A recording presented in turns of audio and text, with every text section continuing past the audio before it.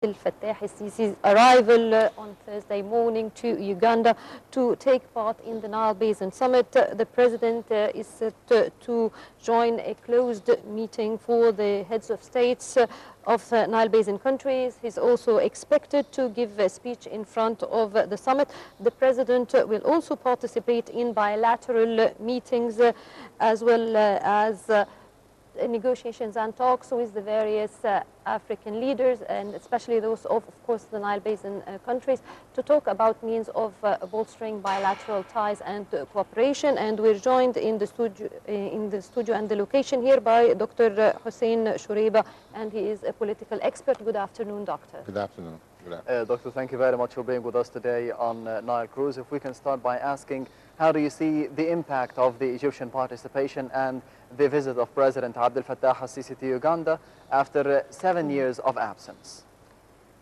Well, let's say after 2014, exactly. Because in 2014, there was an action plan, and that action plan is taking step by step and gradually is moving to a bigger and wide span between relationship between African countries, because Egypt is an African country. It's not a Middle East only, it's an African country.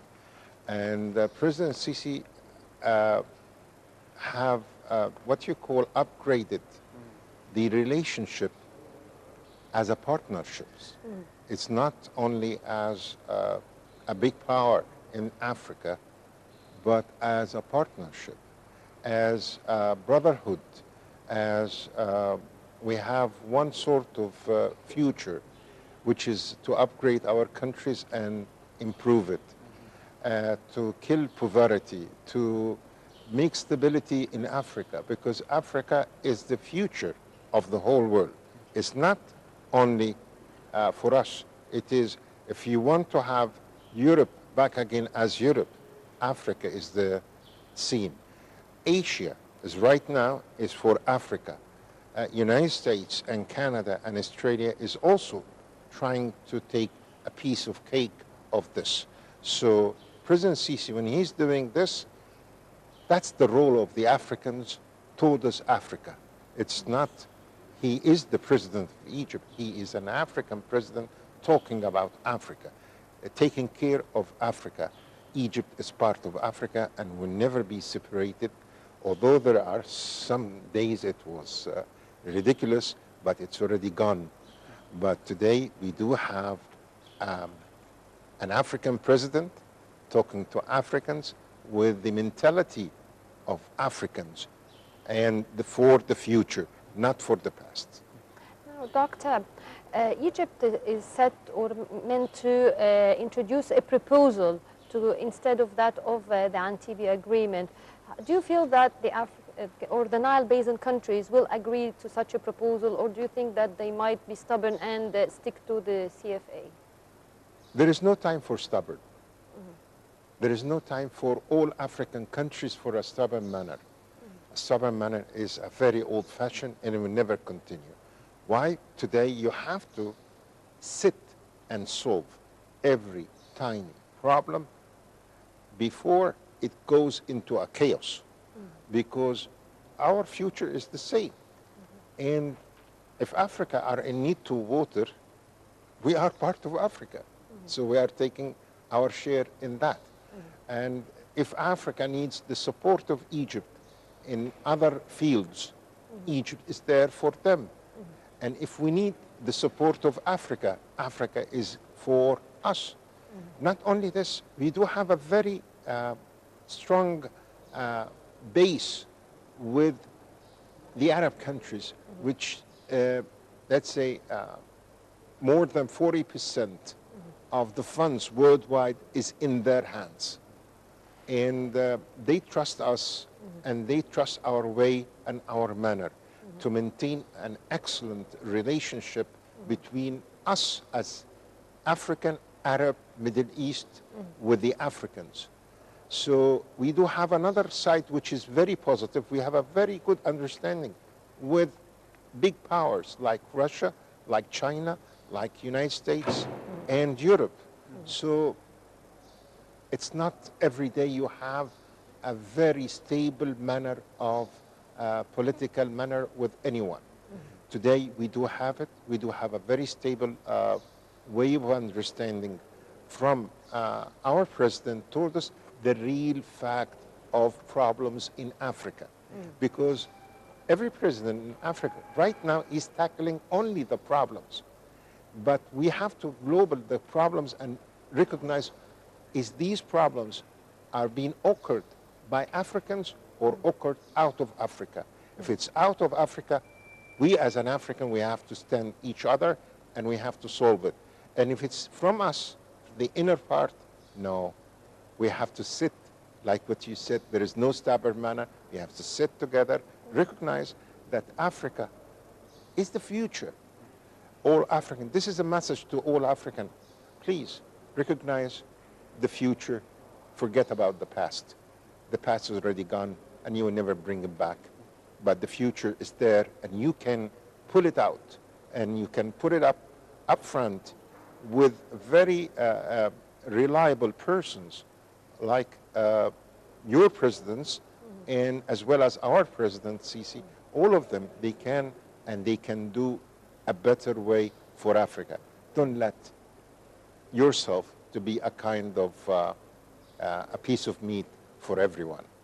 So what about the controversial issue between Egypt and Ethiopia, to be specific, which is the building of the Grand Ethiopia Renaissance Dam? How do you see such an issue following the summit? Well, I don't see this as a problem because I think Ethiopia is recognizing also the importance of the River Nile to Egypt. And we recognize that this is an important thing to Ethiopia. And Ethiopia should upgrade the life standards of their people by getting power, by making more irrigation ways to them, giving them a chance for another opportunity of work. This have to be done on a friendly basis. There is no hatred between Ethiopia and Egypt and vice versa. We do have some conflicts, but these conflicts are not a big issue because both leaders, they understand the importance of Ethiopia to Egypt and Egypt to Ethiopia. And by the way, I want you to remember one thing. Our Prophet Muhammad, as we are in Ramadan, may God bless his soul, he have told us to take, there was a ruler in Ethiopia, and that ruler was a wise man. So I think wisdom is not out of Ethiopia, and still is in Ethiopia because the blood of Ethiopian are still the blood of Ethiopian. There is nothing is gonna really damage it.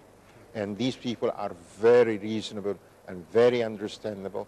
And Egypt is very reasonable and very understandable. And we are looking to much more cooperation than the River Nile. We're looking much more than like building and constructing things for them, making hospitals and way of understanding to this, and curing more people in this, educating other people, whether in Ethiopia or in Egypt, they can come and sit and educate in our universities and schools. So Egypt is looking in a different manner as well as Ethiopia.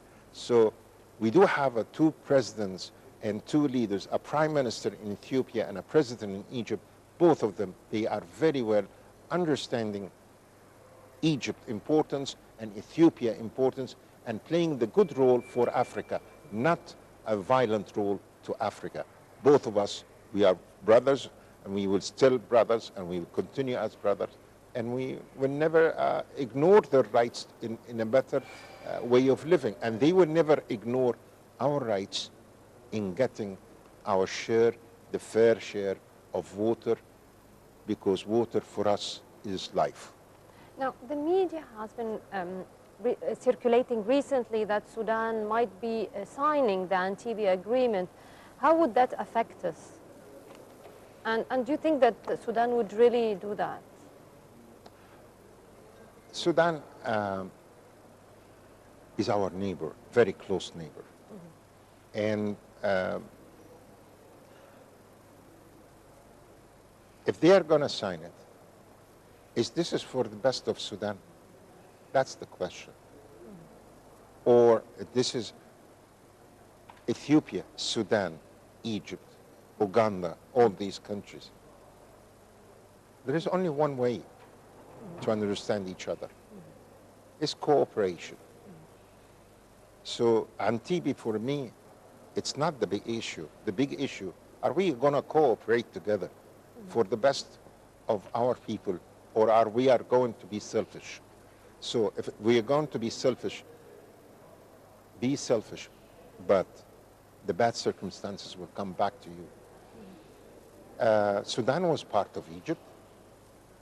I want you to know this. And we cannot ignore our brotherhood in Sudan. They are our brothers, as well as the people in Ethiopia. How can we ignore these people's right? And how can they ignore our rights?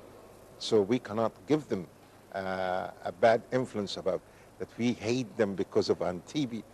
Or, no, we do love you, and but recognize that we should cooperate together in a way, in the best way of manner for all the countries, not for only one single or twice. This is the manner today. I want you to recognize Europe not become union because they have white skin. No, they became union because they found there is a better way of cooperating by unifying our countries. Unifying our countries, trading with them, taking expertise from them, getting more knowledge about what we should do for the better, it's the best way. This is why you find Europe a very strong union. Russia and China is doing the same thing, and it's coming up back again very soon, the two big giant power in Asia. Do you think that Egypt and Africa can be doing that? Absolutely. This is what I was tackling. Africa, all of Africa, that can be easily the big giant because there is no other works available worldwide except in Africa. Africa still virgin. Africa still a clean environment. Africa is the future of the whole world, not for Africans only, the whole world. So we have to unify and be one unity for one thing. When anyone wants to invest with us, it's not bringing money, it's the way of investment. It's what are you going to support us with our environment, our education, our health care, lots of things we have to put it in sequence. Do we have this in other African countries that they can support us? Yes, we do. Do we have candidates? Yes, we do. Do we have resources? Yes, we do. Why can't we use it? Should we need to somebody to direct us for this? No. We are going to do it. Africa is, this is what President Sisi is tackling. President Sisi is not tackling that, yes, Egypt is a superpower. Yes, it's a superpower in the Middle East and in Africa. Come on, we are not ignoring this. But it is the superpower against anybody dare to harm Africa, not to invest and make a better future to Africa. Doctor, so now, according to what you're saying, the best way is cooperation. Yes. Now, what type of fields can we cooperate together? I understand you said that actually it's diverse, but if we're going to start, what should be on the top of our agenda? Education, my dear. That's number one. Because once we move, the moment we are going to start educating all our people in Africa, everybody will recognize the beauty of Africa, recognize that we do have a real value diamond, and that's Africa, the African diamond. We are going to go and get it and shine it back again, Africa. You cannot eat chocolate unless you bring it, the cocoa beans from Africa. So Belgium will be out of business. Come on, wake up. If you are talking about diamonds, it's in Africa. If you are talking about oil field, it's in Africa. We can do lots of things. Africa is the future of the Middle East.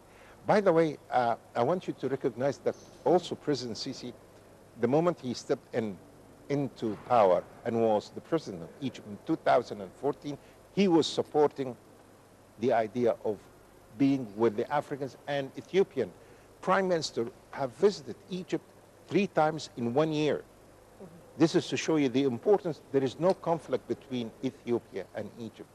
Ethiopians are aware of the importance of the River Nile to Egypt, and they do not ignore it. We are aware of the importance of the dam to Ethiopia, and we will not ignore it. This is no big issue for both of us. The big issue, are we selfish or not? Do you think that there is a big difference between how is President Abdel Fattah al-Sisi dealing with Africa other than what former President Hosni Mubarak was dealing with Africa in the 90s and the beginning of the decade? And do you think that this will be of benefit to Egypt and for Africa or not? Well, Hosni Mubarak is past. I'm talking about the future. I'm talking about my President Sisi. So the past, I cannot change it. But President Sisi, yes, he's doing lots of good things to change the image.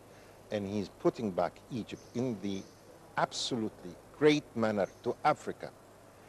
Africa should shine among the whole continental, telling them Africa is there. We are welcoming you to be part of our investors, but not the whole investor. Part of our better future, but not the future. The better future will be depending on you. It will be depending 100% on the Africans. Africa, the best players, football players, is Africans. Come on, and you know this. Everybody is watching every day. Yes. So Africa have lots of talents, have lots of things, and we are tackling the young generation. This is why I said education. Education is the master of all future. So once we are there, we will have, I hope that they can come up with African University in Egypt. I hope that they think about this, and this will allow all African countries, students to come and study in Egypt, because Egypt is a very strong, stable country right this moment, and have lots of candidates educating the future of Africa. And we have to know where our resources, and we start from this. If we are in need to